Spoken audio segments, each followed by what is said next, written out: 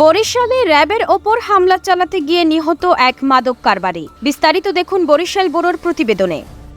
বরিশালের আঘইলঝাড়া উপজেলায় মাদক কারবারিদের বিরুদ্ধে অভিযানে যাওয়া র্যাবের একটি দলের ওপর হামলা চালিয়ে আত্মরক্ষার্থে র্যাবের ছোড়া পাল্টা গুলিতে এক মাদক কারবারি যুবক নিহত এবং অপর একজন আহত হয়েছেন।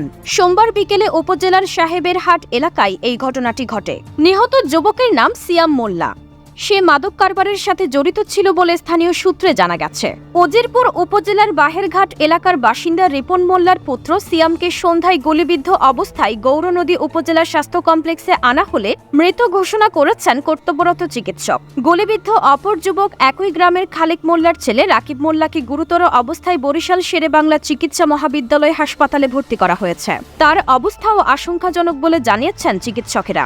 গুলিবিদ্ধ হয়ে একজনের মৃত্যু ও আরেকজনের আহত হওয়ার এই ঘটনা সম্পর্কে পুলিশের একটি সূত্র জানিয়েছে, মাদক ব্যবসায়ী চক্রের বিরুদ্ধে সাদা পোশাকে অভিযানে গিয়েছিল র্যাব ৮-এর একটি দল।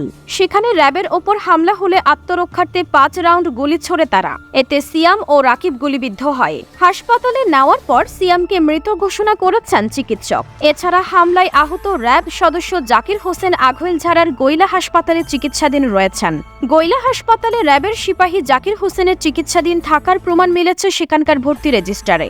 আত্মরক্ষার্থে র্যাবের ছোড়া গুলিতে হতাহতের ঘটনা ঘটলেও এই বিষয়ে কোনো বক্তব্য পাওয়া যায়নি র্যাব ৮-এর কর্মকর্তাদের কাছ থেকে। স্থানীয় এক প্রত্যক্ষদর্শী জানিয়েছেন, সাদা পোশাকধারী একদল লোক উপজেলার সাহেবের হাট এলাকায় গওহর হাওলাদারের বাড়ির সামনে গেলে সন্ত্রাসী ভেবে তাদের ওপর হামলা হয়। পরে জানা যায় তারা আইন শৃঙ্খলা রক্ষাকারী বাহিনীর সদস্য।